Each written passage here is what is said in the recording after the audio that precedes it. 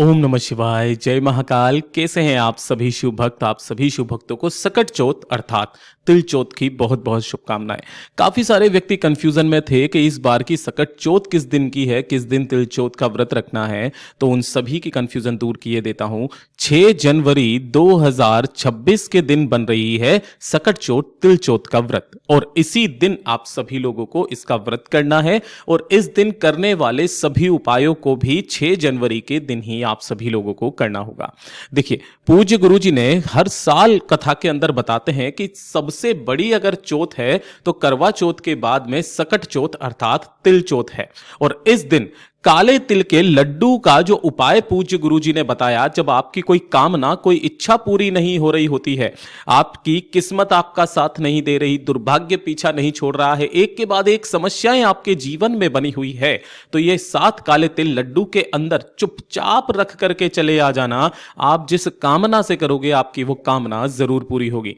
गुरुदेव जी की ही कथा से सुन करके और समझ करके इस पूरे उपाय को बहुत आसान भाषा में आप सभी लोगों को बताऊंगा, परंतु उससे पहले आप सबसे बस एक छोटी सी प्रार्थना करना चाहूंगा कि जो भी शिव भक्त पहली बार आए हैं, चैनल को सब्सक्राइब जरूर से कीजिएगा, और चाहे वीडियो को लाइक करें या ना करें, लेकिन कमेंट बॉक्स में मेरे देवादिदेव महादेव का कोई सा भी प्यारा नाम जरूर लिख दीजिएगा। इस पूरे वीडियो में हम 3 महा उपायों के बारे में बात करेंगे, जो कि आपकी अलग अलग कामना पूर्ति के लिए सिद्ध होंगे, जो आपको इस सकट चौथ के दिन करने हैं। तो ध्यान से सुनना है और समझने की कोशिश करना है। सबसे पहले बात करते हैं हमारे पहले वाले उपाय की, जो होगा 7 काले तिल लड्डू के अंदर रखने वाला उपाय। पूज्य गुरुजी ने कहा कि जब आपकी कोई मनोकामना, कोई इच्छा, कोई हृदय की बात आपकी अधूरी है, महादेव सुन ही नहीं रहे हैं, आपकी किस्मत साथ नहीं दे रही, जिसके लिए भी आपने काफी सारे उपाय किए, दुर्भाग्य आपका पीछा नहीं छोड़ रहा है, सब कुछ आपके जीवन में गलत हो रहा है, उल्टा पुल्टा हो रहा है, तो पूज्य गुरुजी ने कहा कि इस तिल चौथ के दिन जो व्यक्ति इस लड्डू का उपाय कर लेता है, उसकी जीवन की सारी समस्याएं तो खत्म होती है, किस्मत चाहे कितनी भी विपरीत चल रही हो, सही रास्ते पर आ जाती है। वो जिस कामना से इस उपाय को करता है, उसकी वो मनोकामना पूरी होती है। गुरुदेव ने कहा आज के दिन आपको लेने होंगे इस तरीके से 7 काले तिल। ध्यान रखना, काले तिल खंडित ना हो, केवल गिनती के 7 काले तिल आपको लेने हैं। और साथ ही साथ सफेद तिल, जिसके आप लड्डू बनाते हैं ना, तो इस तरीके से सफेद तिल का मात्र 1 लड्डू बनाना है, वो भी किसके अंदर? गुड़ के अंदर, चीनी का नहीं, गुड़ के अंदर आपको सफेद तिल का लड्डू बनाना है। और जो आपने यहां पर 7 काले तिल लिए हैं, उन 7 काले तिलों को भी आपको, लड्डू जब आप बनाएंगे तो इस लड्डू के अंदर ही उन 7 काले तिलों को आपको अपनी मनोकामना कहकर के अंदर लगा देने हैं। मेरी बात ध्यान से समझिएगा, क्या कह रहा हूं कि जब आप सफेद तिल और गुड़ का लड्डू बनाएंगे तो 7 काले तिल अपनी कामना कहकर के इसी लड्डू के अंदर ही आपको रख देना है, ठीक है, और फिर लड्डू बना देना है। इस तरीके से आपको यह लड्डू बनाना है। लड्डू बनाने के पश्चात आपके घर में जो भी व्यक्ति है जिसकी किस्मत साथ नहीं दे रही, दुर्भाग्य पीछा नहीं छोड़ रहा है, या कामना पूरी नहीं हो रही है, उस व्यक्ति के सिर के ऊपर से इस लड्डू को 7 बार घड़ी की सुई की दिशा में घुमा लेना है। और 7 बार घड़ी की सुई की दिशा में घुमा करके किसी भी एक लाल कपड़े के अंदर इस लड्डू को इस तरीके से पैक कर लीजिएगा, मतलब बांध लीजिएगा, इसकी एक पोटली बना लेना है। पिछले साल जब हमने किया था उसी का फोटो है। इसी तरीके से आप लोगों को क्या करना है, इस लड्डू को बांध लेना है, और इस लड्डू को ले जा करके साथ ही साथ 1 लोटा शुद्ध जल के साथ पहुंचना होगा देवादिदेव महादेव भोलेनाथ के मंदिर में।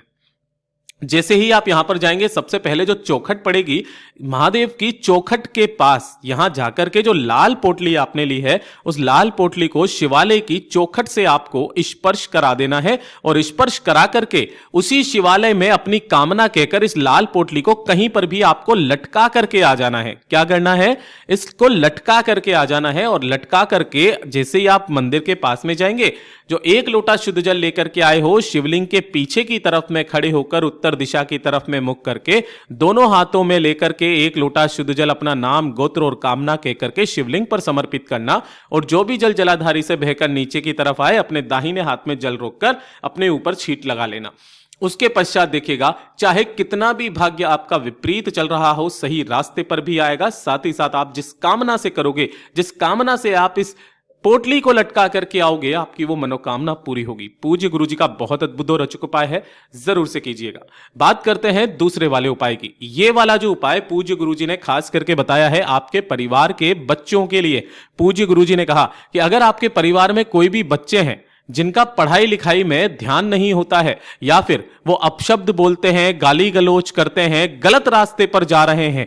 गलत रास्ते का कहने का मतलब यह है कि वो आपकी बात नहीं सुनते हैं, गलत व्यसन में लग चुके हैं, पर नारी के चक्कर में पड़ चुके हैं। इस तरीके से भी अगर वो हो रहे हैं, नशा, शराब, सिगरेट, तंबाकू, किसी भी तरीके से अगर वो बच्चे बिगड़ रहे हैं और आप चाहते हैं कि आपका बच्चा होशियार हो, पढ़ाई लिखाई में अव्वल रहे, तो इस वाले उपाय को आज के दिन करना बिल्कुल भी मत भूलना। पूज्य गुरु जी ने कहा था 108 आपको हरा मूंग लेना है। हरा मूंग कौन सा वाला, जो इस तरीके से साबुत होता है ना, जिसका पूरा का पूरा ये दाना हो, इस तरीके से आपको 108 दाने लेने हैं हरे मूंग के।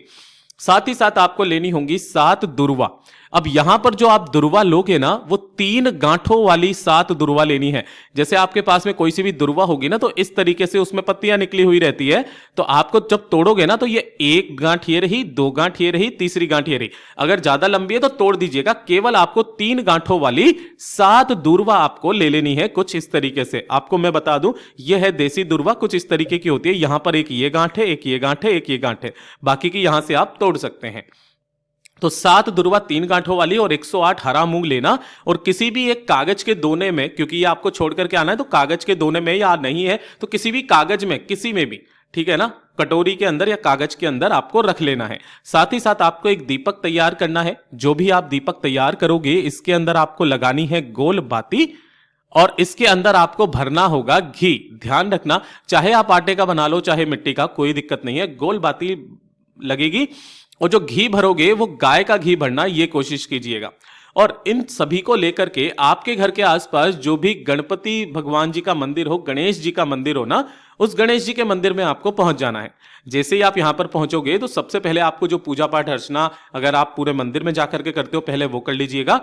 घर आने से पहले आपको जाना है गणपति जी के पास में। यहां पर पहुंच करके जो गणपति बप्पा मोरिया का टूटा हुआ दांत है, यानी कि सीधे हाथ की तरफ में, आपको क्या करना है कि जो कटोरी आपने ली है ना, उस कटोरी को इस स्थान पर नीचे की तरफ में आपको रखना है, सीधे हाथ की तरफ। ऐसा नहीं है, काफी सारे व्यक्ति यहां हाथ पर टिका करके आ जाते हैं, इधर टिका करके आ जाते हैं, नहीं, आपको जमीन पर, यहां पर आपको वो दुर्वा और जो आपने 108 हरा मूंग लिया है, उन्हें यहां पर अपने बच्चे का नाम, गोत्र, या फिर जो भी व्यक्ति है, कोई पति है, कोई भी है, उनका नाम, गोत्र और कामना कहकर के यहां पे रख देना है।